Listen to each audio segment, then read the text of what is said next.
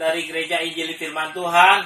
Hari ini kita telah berbincang-bincang dan kita ambil kesimpulan bahwa kita harus selalu mengucap syukur dan tinggal dalam kasih Tuhan agar kasih Tuhan itu mengalir dalam kehidupan kita. Dan kita percaya Tuhan selalu menyertai kita sekalian. Saya James Pasaribu. Saya Asyong. Saya Andreas. Saya Anthony. Saya Aluba. Saya Ibu Aluba. Saya Vivi. Bersama-sama kami mengucapkan Tuhan Yesus memberkati kita semua. Semangat. Amin. Shalom. Jumpa kembali bersama Gereja Injili Firman Tuhan Kelapa Gading yang bertempat di gedung KTC, satu gedung dengan restoran Golden Leaf dan seberang daripada Mall of Indonesia. Bersama hari ini kami dengan guru-guru sekolah minggu dari Gereja Injili Firman Tuhan. Shalom Om. Dengan saya Andreas. Pak Andreas. Ya, saya Aluba. Saya Ibu Aluba. Ya, saya sendiri Asyong dan ini Saya James. Nah, malam hari ini kita akan membahas apa nih, Pak Andreas ini? Ya, kami sudah mempersiapkan tentang cerita firman Tuhan dari Lukas 17 Ya. dari ayat yang 11 sampai 19 tentang 10 orang kusta. Oke. Nah, coba silakan. Ya. Saya mulai dulu Om. Ya, buka dalam Mungkin doa dulu ya. Doa dulu. Silakan hambanya. Iya. Mari kita bersatu dalam doa. Bapa yang baik, sebentar kami akan mensyirikan firman Tuhan. Kami memohon belas kasihan Tuhan supaya Tuhan hadir dalam acara ini, supaya apa yang kami sampaikan dalam hal itu nama Tuhan yang dipermuliakan. Dalam Amin. nama Tuhan Yesus kami berdoa mengucap syukur. Haleluya. Amin. Amin. Ya. Puji Tuhan. Ya, Pak Andreas hari ini mau bercerita bagaimana mengenai firman Tuhan yang di dalam Lukas pasal 20 Pasal 17. pasal 17 ya, mengenai 10 orang kusta. 10 orang kusta. Mari, Pak. Iya. Sahabat pendengar, dari kisah Lukas 17 ayat yang ke-11 sampai 19, di situ dikisahkan ada 10 orang kusta yang pada waktu itu Yesus sedang bersama dengan murid-muridnya melewati jalan dekat mereka. Seperti yang kita tahu bahwa 10 orang kusta ini yang mengalami penyakit kusta dalam adat istiadat Yahudi itu harus diungsikan, harus dipisah di luar kota Yerusalem atau di tempat-tempat tersendiri, berkumpul dengan teman-temannya yang senasib. Ya, mereka tidak boleh bergabung dengan masyarakat, yang sehat, karena mereka dianggap najis. Begitu ya. Dianggap najis. Dan mereka mendengar bahwa Yesus akan melewati tempat situ, dan mereka mulai berteriak-teriak. Iya. Kenapa Guru. mereka berteriak? Ya. Karena mungkin selama ini mereka sudah mendengar apa yang sudah Yesus lakukan selama pelayanannya. Yesus sudah mengadakan begitu banyak mujizat, banyak orang disembuhkan, yang buta melihat, yang lumpuh berjalan, dan itu yang membuat mereka memiliki harapan. Memiliki harapan. Sehingga mereka berteriak-teriak ketika Yesus lewat. Mereka berkata, "Guru, kasihanilah kami." Nah, ini adalah sebuah istilah, sebuah kata yang membuat Yesus itu selalu tergugah hatinya. Kasihani kami Tuhan. Ya, itu iman juga ya, iman ya. Betul. Ya, iman. Itu adalah sebuah permohonan yang tulus, begitu ya, dari pihak yang tidak berdaya kepada Tuhan yang Maha Kuasa, kepada seorang guru. Tapi sebelumnya itu dia telah mendengar berita tentang Yesus. Bahwa Yesus tuh sanggup melakukan segala perkara, mujizat ini. Betul. Makanya timbul harapan dan dia berteriak. Betul, dia Guru, memanggil kasihani kasihani kami. Tapi tadi saya bincang-bincang dengan Ibu Aluba bahwa kenapa orang itu berteriak begitu rupa, dan dia, apakah orang itu hanya sekedar gitu-gitu aja atau bagaimana, Bu? Nah, dari cerita yang kita udah sharing kemarin itu sebenarnya ada satu hal yang menjadi berkat buat saya begini. Cerita dari si penderita kusta yang 10 kusta ini. Ya. Nah, waktu 10 orang kusta diperintahkan sama Tuhan, pergilah engkau ke para imam. Nah, mereka itu dengan taat pergi. Ya kan? Tapi kan mereka belum menerima kesembuhan itu kan. Betul, belum menerima kesembuhan, tetapi mereka taat karena mereka percaya. Mereka pergi. Setelah di tengah jalan, mereka baru merasakan kesembuhan itu. Setelah bertindak. Iya, setelah berjalan, di tengah jalan mereka menerima kesembuhan. Kalau gitu kita firman Tuhan juga kita baca, kita percaya, kita bertindak, ada mujizat Tuhan juga akan terjadi. Pasti ya. Terus gimana? Setelah itu di tengah jalan waktu ada kesembuhan itu, 9 orang ini pergi untuk menghadap para imam, karena kan perintah Yesus untuk menghadap para imam. Benar kan, mereka datang ke sana untuk, kalau buat saya sih mereka memproklamirkan diri mereka bahwa mereka udah sembuh gitu. Di depan para imam. Waktu Yesus perintahkan mereka suruh pergi, sakit Nggak masih ada ada ya. sakit masih sama. Kan mereka sudah waktu di tengah jalan mereka merasakan kesembuhan. 9 orang ini pergi 10 untuk orang pergi. 10 orang pergi. Di tengah jalan mereka para imam. Tapi waktu di tengah jalan mereka menerima kesembuhan itu, kalau menurut firman Tuhan seperti itu. Di tengah jalan mereka menerima kesembuhan. Luar biasa. 9 orang ini pergi untuk ke imam. 10 orang pergi, tetapi yang kembali ke Yesus. Iya, betul. 1. Maksudnya saya gini, Pak. Saya melihat ada ceritanya gini. 9 orang itu pergi dua kelompok ya. Yang 9 orang ini pergi untuk menghadap para imam, karena dia juga taat sama Tuhan ya, berarti ya. Pergi untuk memproklamirkan dirinya mereka bahwa mereka udah tahir. Tapi sebatas kesembuhan.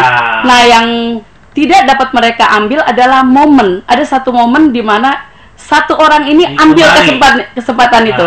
Dia kembali kepada Yesus, tersungkur, mungkin dia mencium tangan Tuhan, kan diceritakan bahwa dia sangat bersukacita sekali menerima kesembuhan itu kan. Nah, waktu dia menerima kesembuhan itu, dia ambil momen yang tepat. Dia nggak ikutin perintah Tuhan untuk ke imam, tapi dia kembali kepada Yesus setelah sembuh. Setelah sembuh ke imam, terus kembali kepada Yesus. Kalau saya baca itu, dia nggak ke imam, Pak. Di tengah jalan itu dia langsung berbalik. Kepada Yesus. Dia tersungkur dengan memuji-muji Tuhan. Mungkin dia mencium tangan Tuhan Yesus, entah apa yang dia lakukan untuk ucapan terima kasih atas kesembuhannya itu. Dan ada satu hal yang Tuhan ucapkan buat dia. Apa itu, Bu? Nah, di situ di firman Tuhan dikatakan bahwa imanmu menyelamatkan engkau. Dia terima itu. Nah, tapi kan ke-9 orang tidak dapat maksudnya momen seperti itu, momen ucapan terima kasih itu. Waktu satu orang itu datang ke Tuhan mengucapkan terima kasih, dia dapat ucapan Tuhan, imanmu menyelamatkan engkau. Ya, kita akan lanjut setelah yang satu yang lewat ini. Oke.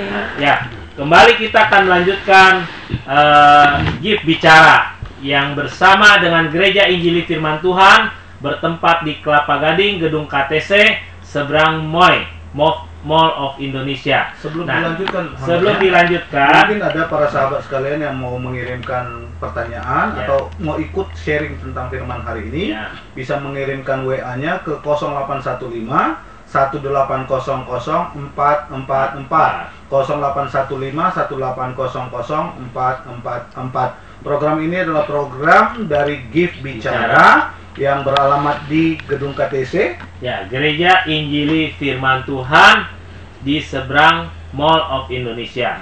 Nah, kembali kita akan melanjutkan tadi pembicaraan setelah bahwa satu orang kembali itu kepada Yesus. Apa makna arti dalam mengajar anak-anak sekolah minggu ini? Nah, ini yang paling penting buat anak-anak sekolah minggu yang ada di rumah, yang sedang mendengarkan siaran RPK, program GIF ya. Program RPK ya. Nah, kami dari guru sekolah minggu mengingatkan buat anak-anak bahwa anak-anak tidak boleh pernah meninggalkan momen terima kasih kepada orang yang paling terdekat dengan anak-anak. Berjasa juga yang berjasa buat anak-anak. Siapa? Kalau saya boleh kasih tahu bahwa yang paling dekat sama anak-anak itu adalah orang tua yang Tuhan kasih buat anak-anak itu bisa dibantu. Waktu anak-anak kecil, anak-anak menangis, nggak tahu apa-apa, nah ibunya membantu apa nih kekurangan atau apa yang diperlukan anak. Waktu anak udah beranjak dewasa, mau sekolah, ibu-ibu siapin, papa yang menyiapkan uangnya untuk masuk ke sekolah. Nah, ungkapan terima kasih anak-anak bisa lakukan dengan versi atau dari ucapan atau dari sikap gitu. Yang bisa dilakukan. Kalau orang tua itu, kalau buat saya, orang tua itu walaupun hanya diberikan sesuatu yang kelihatannya murah atau tapi kalau dilakukan dengan rasa sayang itu pasti ucapan syukurnya itu luar biasa. Iya, Karena sekali. dia mengerti bahwa dia disayang sama orang tua. Iya, Selain itu, betul. Begitu juga kita kalau dalam Tuhan, kalau kita merasa disayang sama Tuhan dan kita percaya bahwa Tuhan benar-benar menyayangi kita. Nah, itu sikap yang tadi berterima kasih Iya, dengan betul. perbuatan-perbuatan hari-hari kita. Iya, Dan betul. selain itu Pak Asyong dan juga Ibu Aluba, bahwa ini menunjukkan bagaimana, ini kan kita bicara tentang CFC, Iya. Children for For Christ. Christ. Dari awal kita sudah program ini sudah berbicara tentang bagaimana kalau bisa anak-anak, sejak anak-anak itu mereka rajin membaca Alkitab, Betul. rajin Ya. membaca firman Tuhan, Betul. agar iman mereka timbul dan Dari juga akan bertumbuh. Nah, satu hal yang menjadi pegangan firman Tuhan, ya dan amin, waktu ada hukum tentang hubungan antara manusia dengan Tuhan dan manusia dengan manusia, yang paling pertama diatur adalah hubungan antara anak dan orang tua. Ya. Betul. Perintah kelima berkata, hormatilah orang tuamu. Jadi Amin. bagi para anak-anak yang saat ini mendengar dan juga orang tua, mari kita ajarkan anak-anak kita untuk mereka boleh hidup sungguh-sungguh meneladani firman Tuhan dengan menghormati orang tua. Bukan dibicara orang tua yang seperti apa, tidak. Hormatilah orang tuamu. Orang tua yang seperti apa, tidak peduli dia seperti apa. Jangan anak-anak melihat ini orang tua, oh yang seperti ini yang harus dihormati. Tidak. Firman Tuhan tidak mencatat itu. Tapi dikatakan, hormatilah orang tuamu agar engkau berbahagia dan lanjut usiamu di bumi yang disediakan Tuhan bagimu. Amin. Baik, kita lanjutkan Pak Andreas. Silakan. Ya. Ya, menyambung momen yang tadi. Mhm. Jadi apa sih yang menjadi daya tarik Yesus sehingga Yesus berkata, kenapa hanya orang Samaria ini yang kembali? Di manakah yang 9? Bukan yang 9 itu juga ikut sembuh? Yes. Ya. Ini satu pertanyaan yang menurut saya sangat penting bagi kita sebagai orang percaya, bahwa dari sini kita belajar bahwa ketika Yesus melakukan sesuatu dalam hidup kita sebagai manusia, entahkah kita disembuhkan dari sakit, entahkah kita diberikan jalan keluar dari permasalahan kita, entahkah kita diberikan kekuatan untuk menanggung segala persoalan hidup kita, tujuannya adalah kita menyadari bahwa Dia satu-satunya Tuhan. Amin. Tujuannya tujuan Yesus adalah kita disadarkan bahwa Yesus adalah penolongnya sejati. Nah, ini yang dipahami oleh orang Samaria yang balik lagi kepada Yesus. Nah, menunjukkan bahwa orang Samaria ini mengerti, ya, dia harus mencari Yesus yang sudah memberikan kesembuhan. Orang Samaria padahal orang asing itu. Padahal orang yang tidak disukai oleh orang Yahudi pada Betul, waktu Iya, orang itu. Yahudi betul. pada waktu itu. Iya, tetapi dia memiliki hati untuk kembali mencari Yesus, karena itu yang kunci, yang utama. Ya. Ya. Mirip-mirip kayak kita nih, Pak. Iya, Pak Andreas. Kita ini orang asing ini di Betul. hadapan Tuhan. betul. Tetapi mendapat kasih daripada Karunia Tuhan, Tuhan. karunia Tuhan Iya, untuk kita boleh dipulihkan, bahkan diselamatkan. betul. Nah, itulah bersyukur ya. Iya. tadi ya. Jadi tujuan Yesus ketika dia menyembuhkan ke 10 orang itu hanya ada satu orang yang berhasil mencapai target, yaitu keselamatan jiwanya di hadapan Tuhan. Sedangkan yang 9 itu tetap mengalami kesembuhan tubuh, tetapi mereka tidak menerima keselamatan jiwanya. Ya. Karena apa? Karena mereka lupa siapa yang sudah menyembuhkan dia. Ya, ya. Dia lupa, dia senang dengan keadaannya sekarang sembuh, dia buru-buru datang kepada para imam untuk memberitahu, "Hei imam, saya udah sembuh nih." Setelah dicek, "Oh iya, kamu udah sembuh, kamu boleh digerabau." Mereka segera lupa dengan apa yang sudah Yesus lakukan. Oh. Dan Yesus tujuannya bukan seperti itu. Tuhan maunya ketika dia melakukan sesuatu kepada setiap kita, dia punya tujuan yang jelas, yaitu kita supaya selalu ingat kepada dia, Tuhan yang menjadikan langit dan bumi. Ya, Amin. itu. Jadi saya menyambung tadi Ya.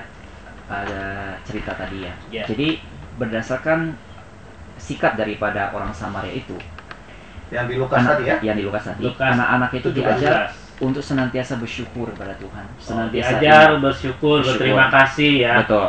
Heeh. Seperti poin yang sudah disampaikan oleh Ibu Aluba juga, bahwa anak-anak itu harus senantiasa bersyukur dan selalu sadar mengandalkan dirinya kepada Tuhan. Ya, itu juga harus ada contoh dari orang tua. Betul. Kalau Betul. orang tua nyatakan, anak-anak itu kan biasanya cuma melihat orang tua itu bagaimana bersikap. Ya. Kalau orang tua dia berdoa, Tuhan terima kasih. Nggak baik nuntut lulu. Kebanyakan kan orang Kristen suka nuntut lulu, nuntut ini itu. Pak Syong, Pak Andreas dan juga Pak Aluba serta Ibu Aluba. Kayaknya ini kan dari CFC ya. Kan bukan cuma 3 orang. Karena saya lihat di luar ada. Kalau minggu juga. Boleh diundang masuk kalian ya. Supaya bisa dilihat para sahabat sekalian bahwa di GIF itu guru-guru sekolah minggu itu lumayan ramai. Jadi ini kita sambil bicara ini yang tadi bagaimana seperti Pak Andreas mau bilang melanjutkan sebagai contoh orang tua ini. Ya, jadi anak-anak itu diajar melalui seperti sikap orang Samaria ini, diajar selalu bersyukur dan mengandalkan Tuhan. Betul. Dan kalau kita ambil dari sisinya Daud yang masih anak-anak, ya Daud walaupun kurang mendapat perhatian daripada orang tuanya, tetapi karena keintimannya bersama dengan Tuhan, ya dia senantiasa disertai oleh Tuhan dan diberikan kekuatan oleh Tuhan, sehingga dia bisa melewati begitu banyak masalah dalam hidupnya, bahkan membuat perkara-perkara yang besar. Ya, dari situ anak-anak bisa belajar bahwa ketika anak-anak itu mengandalkan Tuhan, maka hidupnya itu akan luar biasa, berdampak luar biasa. Sebelumnya saya mau tanya nih, Pak Andreas, apakah sikap Tuhan ketika satu orang kusta itu kembali? Apakah Tuhan menuntut untuk ucapan terima kasih atau bagaimana? Bagaimana sekarang kita hidup di dalam kasih karunia Tuhan? Apakah Tuhan menuntut kepada kita, setiap orang percaya itu, yang setelah dengan iman percaya bahwa Tuhan mengasihi dan menyelamatkannya, sikap Tuhan itu bagaimana? Kalau yang saya tahu dari cerita di Lukas itu, bahwa Tuhan memang tidak pernah menuntut bahwa 10 orang itu harus kembali. Tapi Tuhan lebih senang ketika dia melakukan satu mujizat kepada setiap orang yang mengalaminya itu melakukan sesuatu, punya feedback. Ya, dia bisa bersaksi, dia bisa menyatakan ucapan syukur. Nah, itu yang Tuhan mau. Satu hal, Pak. Iya. Tadi saya diam aja ya. Ini yang berbicara tadi kan luar biasa. belum panas kan. Nah, jadi masalah tuntut atau tidak menuntut di ayat-ayat terakhir dari Lukas 17 itu 11 sampai 19, Tuhan kan bilang bahwa bukankah yang ke-10 orang sudah aku sembuhkan? Kenapa yang kembali 1? Artinya Tuhan pun ingin melihat gitu ucapan terima kasih, rasa syukur dari orang-orang yang sudah menikmati apa yang dia sudah beri. Sebetulnya itu tidak menuntut, tapi dia minta gitu, minta kerelaan hati. Karena di situ dia bilang, nadanya saya agak marah ya, bukankah aku sudah menyembuhkan 10 orang kusta, tapi kenapa cuma 1 yang kembali? Ya, itu artinya dia sendiri menginginkan ada ucapan syukur dari orang yang menerima itu. Karena kalau buat saya, kalau orang yang cuek-cuek aja, mungkin untuk seterusnya jiwanya akan hilang dia. Jiwanya akan hilang. Jadi ucapan syukur atau terima kasih itu memang wajib kita berikan kepada Tuhan. Makanya kalau di gereja kan ada pujian, penyembahan. Kita kembalikan kepada Tuhan. Lalu ada lagi kita bawa persembahan-persembahan kepada Tuhan sebagai ucapan syukur. Sebetulnya itu udah tuntutan sebetulnya, walaupun dalam arti halus ya. Tuhan tidak meminta, tapi tahu diri aja gitu. Kita diberikan hidup itu cuma-cuma. Dari lahir kita dibentuk di kandungan orang tua kita, lalu kita dibesarkan. Kalau kita lihat ya, kita kan hanya sebuntal tanah ya. Kalau di dalam rahim kan hanya setitik air ya. Tapi kita bisa sebesar ini. Itu kan anugerah Tuhan. Kita tidak tahu bagaimana cara menumbuhkan rambut, kita tidak tahu bagaimana cara melihat, kita tidak tahu caranya mendengar, tapi tiba-tiba itu masuk aja begitu. Kita tidak tahu caranya berjalan, tapi kita bisa berjalan. Nah, semuanya itu kan harus kita kembalikan dengan ucapan syukur. Walaupun ucapan syukurnya hanya terima kasih Tuhan, tapi kalau hatinya tulus, Tuhan terima. Karena firman Tuhan katakan, yang ku kehendaki ialah belas kasihan kita atas apa yang Tuhan anugerahkan buat kita. Amin. Bukan persembahan. Betul. Karena persembahan Tuhan bilang, emas, perak aku punya, domba di padang aku punya. Kau tidak bisa berikan apa-apa buat aku, karena semuanya itu aku sediakan buatmu. Tapi ucapan syukur yang kita kembalikan buat Tuhan itu berarti buat dia. Apalagi kalau ucapan syukur itu disertai dengan pelayanan. Betul. Yang penuh dengan belas kasihan. Ya, hidup kita kita serahkan. Betul. Saya mau soroti, Pak. Ya. Tentang Lukas 17 ayat 11 sampai 13. Ya, bagaimana? Tapi waktunya masih cukup nggak ya? Masih. Ya. Jadi saya melihat begini. Bagaimana cara si penyakit kusta itu, orang-orang kusta itu menghadapi orang, ya. Dan yang kedua, bagaimana orang kusta itu menghadapi Yesus. Ada dua hal di situ. Oh ya. Ada dua hal. Menurut hukum Musa, kalau orang kusta itu dia harus berkata bahwa najis kalau dia berjumpa dengan orang. Karena kalau dia melanggar hukum Musa itu, maka dia harus dirajam atau dicambuk selama 40 kali. Itu hal-hal yang berbahaya ya buat dia. Udah kusta dicambuk lagi. Tapi begitu dia berjumpa dengan Yesus, aneh, perkataannya itu berubah. Dia nggak takut dengan hukuman cambuk, dia tidak takut dengan hukum Musa. Yang harusnya bilang najis, dia ganti. Yesus, Guru, kasihanilah kami. Ini kan resiko. Kalau nggak terjadi apa-apa, dia harus dicambuk. Malah mungkin dia menghadapi hal-hal yang lebih dahsyat lagi gitu, disiksa. Tapi begitu dia berjumpa dengan Yesus, berubah kata-katanya. Yesus, Guru, kasihanilah kami. Nah, ada apa gitu? Apa perbedaannya orang lain dengan Yesus? Ternyata waktu dia berjumpa dengan Yesus, dia melihat ada belas kasihan yang luar biasa di hati Yesus yang mengalir buat dia. Yang selama ini dia nggak jumpai, yang selama ini dia nggak ketemukan. Karena di keluarganya, di lingkungannya, di orang tuanya, bahkan di negaranya atau di provinsi yang dia tinggal, dia nggak menerima belas kasih itu. Tapi begitu dia berjumpa dengan Yesus, dia melihat belas kasih yang luar biasa. Sehingga dia berani bahwa Tuhan, kasihanilah saya. Nah, kasih itu yang keluar merubah dia menjadi mujizat. Amin. Dalam dirinya si orang kusta.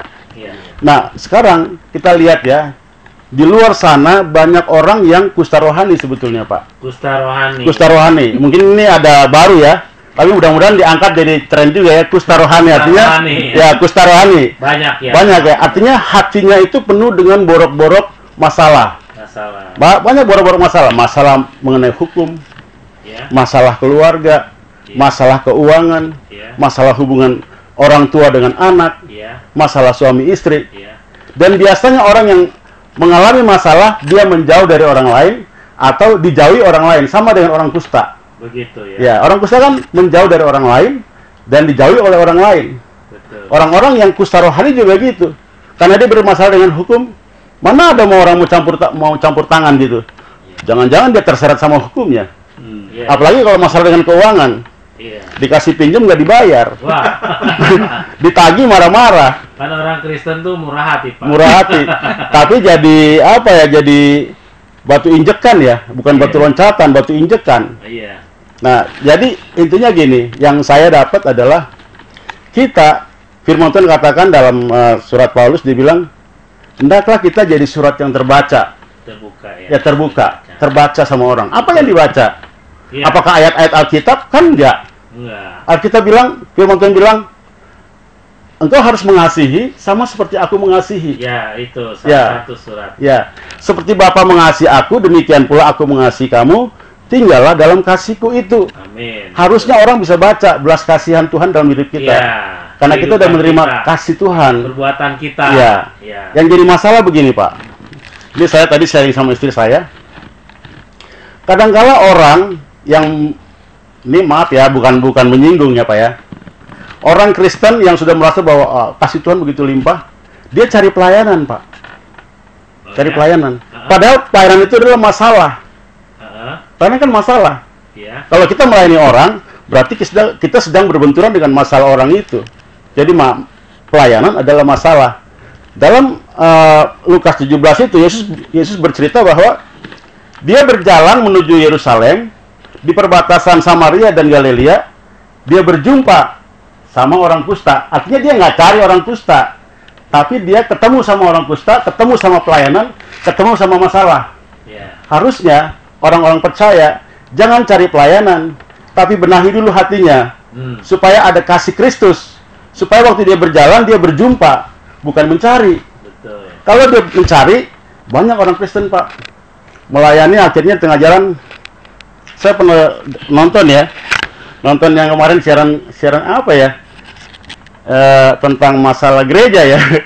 Karena melayaninnya nggak fokus, akhirnya membleh di tengah jalan. Pusing dia. Wah, saya udah sumbang, saya udah melayani, tapi jemaatnya dablek gitu. Nah, itu artinya dia mencari pelayanan, Pak. Tapi kalau dia didatangi pelayanan, maka itu beda. Bedanya apa? Bedanya ada penyelesaian, karena bukan keinginannya yang bergerak, tapi belas kasihan Tuhan yang mengalir. Gitu. Sampai situ dulu kali Pak ya. Ya, itu saya rasa mesti benar-benar mengerti tentang kebenaran firman Tuhan, Pak. Ya. Kalau orang itu tidak mengerti hanya sebatas namanya orang Kristen, ya, untuk mencari sesuatu yang tadi Bapak Aluba katakan, nah itu akibatnya akan tidak fokus dan tidak teguh pelayanannya itu. Makanya Pak James tadi yang ngomong ya, baca firman Tuhan, firman Tuhan itu penting, Pak. Penting. Karena gitu. Kalau kita nggak mengerti tentang pengetahuan, maka kita akan buta. Betul. Kita nggak tahu apa yang kita kerjain. Ya, tapi kita tunggu yang satu lewat itu dulu. Ya, kembali kita akan melanjutkan bincang-bincang Gip bicara pada malam hari ini. Sebelumnya saya umumkan untuk hari Minggu tanggal 7 ya, hari Minggu tanggal 7 ya. 7 Maret ini Gereja Injili Firman Tuhan yang tanggal 8. Tanggal 8, maaf. Memang sudah akan dilayani oleh hambanya Bapak Pendeta Ricky Semen jam 7.30 dan jam 10 pagi di Kelapa Gading, bertempat di KTC, satu gedung dengan restoran Golden Leaf dan seberang Mall of Indonesia. Nah, bagi Bapak Ibu yang belum mempunyai tempat-tempat ibadah yang tetap, kami mengundang untuk kita bersama-sama untuk bersyukur pada Tuhan. Atau mungkin juga bagi para pendengar yang mungkin rindu untuk sharing firman Tuhan, juga mau minta didoakan oleh para hamba-hamba Tuhan, nanti akan ketemu sama Pastor Lim Kin Siong. Bukan dari Wuhan dia. Bersama-sama kita melayani Tuhan dengan kerinduan yang sungguh-sungguh. Nah, tadi Bapak Aluba mau melanjutkan saksiannya. Saya mau bersaksi ya. Ini tentang bagaimana belas kasihan Tuhan itu mengalir dalam hidup seseorang sehingga ada perubahan besar. Ya, dulu tahun 90-an itu saya bekerja di satu yayasan Kristen, Pak.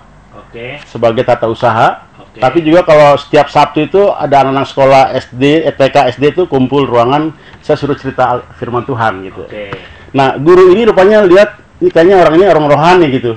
Tapi dia nggak tahu bahwa saya ini orang jasmani ya. Jasmani bukan rohani, rohani kan terbang, Pak. Ya. Terus dia bilang, dia datang sini, Pak, tolong doakan. Saya bilang, masalahnya apa, Bu? Masalahnya saya mau nikah tapi nggak punya uang. Wah, gaji dia masalahnya gedean dia kan, Pak. Gimana ya? Saya pikir kalau saya bilang saya nggak punya uang kan saya malu. Tiba-tiba hikmat Tuhan itu turun, Pak. Ya. Terus saya bilang gini, Ibu dari rumah ke sini pikirannya apa? Mau nikah nggak punya uang. Ibu makan, ibu tidur, ibu pergi, ibu ke mall, pikirannya apa? Saya mau nikah nggak punya uang. Wah, salah, Bu. Salah, Bu. Saya ngerak juga ya, tapi Tuhan kasih hikmat. Saya bilang, saya punya satu lagu kesenangan saya tuh. Saya akhirnya begini. Yesus jawaban dalam hidupku. Yesus jawaban yang ku perlu. Ibu harus lakukan itu. Kalau pikiran datang, saya mau nikah, nggak punya uang, bilang, Yesus jawaban. Amin. Waktu pikiran datang, saya nggak punya uang, mau nikah, Yesus jawaban. Amin. Tiba-tiba dia, 1 minggu kemudian dia cuti, Pak. Dia nikah di Lampung, itu Gunung Madu namanya. Terus setelah nikah, lalu dia pulang lagi, dia bikin acara syukuran. Saya diundang juga. Nah, hari Seninnya, dia datang lagi, Pak. Saya pikir jangan-jangan dia minta lagi ya. Saya bilang, Tuhan tolong saya nih ya. Kemarin kan bebas ya. Belum tahu. Kemarin kan bebas. Terus dia bilang begini, Pak, puji Tuhan, Pak. Waktu saya nikah, acara pestanya luar biasa, Pak. Saya nggak tahu berkat Tuhan dari mana. Saya nggak tahu. Tapi saya bisa bawa keluarga saya ke Gunung Madu. Bahkan acaranya sukses. Dan pulang ke Jakarta juga orang tuanya suami saya datang sama keluarganya dan bikin acara syukuran. Dia bilang, saya terima kasih Pak nasihatnya. Saya bilang, jangan terima kasih sama saya. Iman ibu yang menyelamatkan ibu. Nah, iya. Iman ibu yang menyelamatkan ibu. Hebat, ya. Jadi saya gini, artinya gini. Ya itu kan semua hal-hal yang sebetulnya tidak dipikirkan oleh kita, Pak. Betul. Saya nyepos aja begitu. Tapi rupanya dia melihat ada kasih Tuhan yang mengalir dalam hidupnya. Berarti Tuhan pakai Bapak lu. Ya, amin. Ya, biasa. Ya, ada kasih Tuhan yang mengalir. Pertanyaannya bagaimana caranya supaya ada kasih Tuhan mengalir dalam hidup kita? Bagaimana itu, Pak? Bagaimana caranya? Caranya seperti yang tadi saya udah bilang dalam ayat Alkitab kan, seperti Bapa mengasihi aku, demikian pula aku mengasihi kamu. Tinggallah dalam kasihku itu. Bagaimana cara kita tinggal dalam kasih Tuhan? Kita harus perhatikan jalan-jalan mujizat yang pernah kita lalui bersama Tuhan. Karena itu dalamnya adalah kasih Tuhan yang terus mengalir. Bersyukur ya. Ya, mujizat itu sebetulnya kasih Tuhan yang mengalir. Setelah kita terima itu, lama-lama kita terbiasa mengenal kasih Tuhan. Dan karena penuh biasanya orang melihat kan, oh kasih Tuhan ya. Kita nggak sadar, Pak. Sama seperti tadi waktu satu orang yang disembuhkan oleh Tuhan, waktu dia mengucapkan syukur sama Tuhan, terus Tuhan bilang, imanmu menyelamatkanmu. Itu hal yang luar biasa buat dia. Karena dia begini, oh ternyata iman saya kerja ya. Saya pikir cuma perkataan Tuhan aja. Ternyata iman saya juga bekerja. 9 orang itu nggak pernah ngalami hal itu. Dia nggak tahu, yang penting, oh saya taat, saya dapat mujizat. Dia nggak tahu kalau saat itu imannya bekerja. Nah, kalau setiap waktu dia mendengar firman Tuhan dan imannya bekerja terus, saya percaya firman itu kan mengandung kasih, Pak. Dan kasih itu tanpa kita sadari akan terus mengalir, keluar, melimpah. Sama seperti yang dicurahkan gitu ya. Sebelum penutup ini, mungkin Pak James ada pandangan mengenai kondisi masalah yang sekarang ini sedang terjadi ini. Mungkin Pak James bisa ini belum kesimpulan. Nanti kesimpulan. Belum ya. Sebelum. Jadi dari kondisi ini bahwa diceritakan di Lukas 17 itu ada orang yang kena kusta. Kusta itu menular. Kusta itu bisa menjalar kepada orang yang lain. Tapi luar biasanya Tuhan tidak bisa dikalahkan oleh siapapun. Amin. Sehingga dia bisa menyembuhkan orang yang sakit kusta. Artinya apa? Kalau kita terjemahkan saat ini, yang sekarang kondisi yang kita dengar tentang dunia ini, bahwa dunia digegerkan oleh satu virus yang bernama Corona. Tadinya diperkirakan tidak akan masuk dalam Indonesia. Kenapa? Sudah ada Corolla. Gitu. Ada Corolla, ditabrak Pak. Jadi luar biasanya saya bangga dengan perkataan daripada Menteri Kesehatan waktu itu, bahwa Indonesia aman karena ada doa.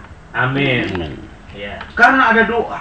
Dan luar biasa kalau kita percaya bahwa kuasa mujizat Tuhan tidak pernah berubah. Ini mengajarkan kepada kita nggak perlu takut, tapi kita tetap harus waspada terhadap terhadap virus itu. Kita nggak boleh main-main, ya. Tapi kalau kita selalu mengandalkan Tuhan, maka ada kalanya kita tidak bisa mengatasi sesuatu yang memang sudah kita jaga dengan baik, sudah kita awasi dengan baik. Tapi ada kalanya memang kondisi itu tidak bisa lagi kita tolak gitu loh. Mungkin kita ketemu dengan orang yang kena virus corona, tapi percayalah waktu kita dekat dengan Tuhan, Mazmur 91 nanti para sahabat sekalian bisa membaca, bahwa Tuhan akan menolong kita. Amin. Tuhan akan melepaskan kita dari segala macam sakit penyakit. Bahkan dikatakan dari penyakit sampar yang busuk, dari penyakit yang menular waktu malam. Tuhan akan protek kita. Kalau Tuhan yang melindungi kita, siapa yang berani menjamah kita? Amin. Amin. Jadi kesimpulan bincang-bincang kita pada malam hari ini, mungkin Pak Anton bisa simpulkan. Ya, sungguh menarik ya pembahasan kita pada malam hari ini. Kiranya ini juga jadi berkat buat para pendengar RPK yang ada di rumah, gitu ya, pastinya. Amin. Dan kesimpulannya ya, kita sebagai anak Tuhan, yang paling utama jangan lupa untuk mengucap syukur ya. Selalu mengucap syukur apapun keadaannya, baik susah maupun senang, kita wajib bersyukur. Apalagi kalau sudah diberkati.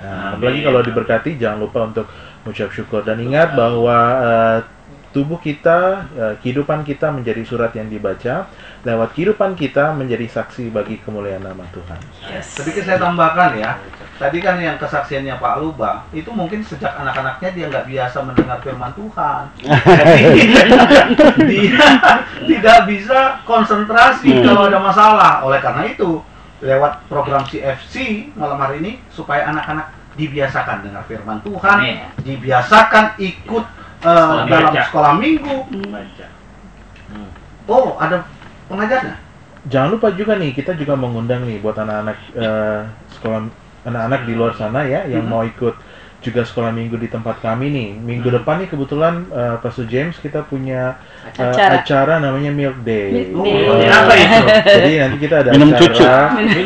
ya. Jadi selain rohaninya diberkati, jasmaninya juga diberkati. Nah, jadi buat orang tua yang ada anak-anaknya di rumah, daripada di rumah nonton TV atau gadgetan, mari kita diajak aja ke CFC. Selain diberkati rohaninya, tempatnya jangan lupa ada di Kelapa Gading, gedung KTC, betul, lantai 2, satu gedung dengan restoran Golden Dream, dan di seberang Mall of Indonesia. Jadi sekali lagi kami mengundang sahabat-sahabat RPK yang mempunyai anak-anak kecil, silahkan kalau memang Tuhan mengizinkan bawa mereka ke tempat kami yang akan adakan acara Milk Day. Milk Susu ya. Susu Milk Day. Dan kita waktu juga yang akan memisahkan kita. Tapi sebelumnya kita mau baca SMS aja. Sebelumnya ada SMS ya. SMS yang masuk. Shalom Pendeta Asyong. Perlunya pengajaran firman Tuhan sejak kecil sebagai benteng pertahanan dari serangan kuasa kegelapan. Amin. Pengajaran firman Tuhan sejak kecil benar, dan membaca firman Tuhan. Sebab anak pun bisa kemasukan setan, seperti dikisahkan Tuhan Yesus mengusir setan yang merasuki anak kecil. Ya, betul sekali itu. Matius 17 ya. Ya, pendapat saya, kalau memang kita didasari oleh firman Tuhan dan sejak kecil anak-anak diajar firman Tuhan dan meyakini bahwa Tuhan sanggup melepaskan dari segala persoalan, masalah, dan roh-roh dunia ini yang adalah di bawah kaki Tuhan, kita percaya tidak akan terjadi hal-hal seperti itu. Nah, dari pengalaman saya itu, jadi benar-benarlah ajar anak-anak sungguh-sungguh mengenal Tuhan lebih jauh lagi supaya kita anak-anak itu lebih intim. Mungkin mau tambahin, Pak? Karena firman Tuhan berkata ya, roh yang ada di dalamku lebih besar dari roh dunia ini. Betul. Selalu pertanyaan begitu. Urus kalau Minggu Anton bahwa dari mana taunya? Kalau nggak baca firman, harus belajar firman biasa. Luar biasa itu. Yang kita tutup dalam doa, mungkin Pastor James bisa berdoa. Mari kita bersatu dalam doa. Bapa yang baik, kami mengucap syukur buat kasih setiamu dalam hidup kami, di mana Tuhan izinkan kami sharing firman Tuhan malam hari ini luar biasa untuk mengajar anak-anak kami terutama ya Bapa, supaya mereka mau selalu mengerti bahwa mereka harus selalu mengucap syukur, berterima kasih atas apa yang mereka miliki. Terutama mereka berterima kasih bagi orang tua mereka yang sudah mengasuh mereka, mendidik mereka, membiayai hidup mereka, supaya mereka juga Tuhan luar biasa mengenal Tuhan, bahwa Tuhan selalu ada dalam hidup mereka. Oleh karena itu kami sebagai orang tua lewat sharing firman Tuhan malam hari ini diajarkan untuk mendidik anak-anak kami sejak usia dini. Sejak anak-anak mereka mau membaca firman Tuhan, mereka mau dengar-dengaran akan firman Tuhan. Sebab itu adalah modal terutama bagi mereka, bahwa iman mereka timbul dan akan bertumbuh, membuat mereka kuat, bukan saja secara jasmani, terutama lewat rohani mereka. Sebab lewat rohani mereka, mereka pasti akan mengalahkan dunia ini. Sebab roh yang ada dalam hidup mereka jauh lebih besar dari roh dunia ini. Juga kami diajarkan Tuhan, kami tidak takut terhadap segala macam sakit penyakit, virus-virus yang ada di dunia ini. Sebab Tuhan kami jauh lebih berkuasa dari segala virus-virus yang ada di dunia ini. Tuhan itu yang akan menolong kami, membebaskan kami, melepaskan kami, bahkan menyembuhkan kami. Terima kasih Tuhan Yesus Kristus. Dalam namamu kami berdoa mengucap syukur. Haleluya. Amin.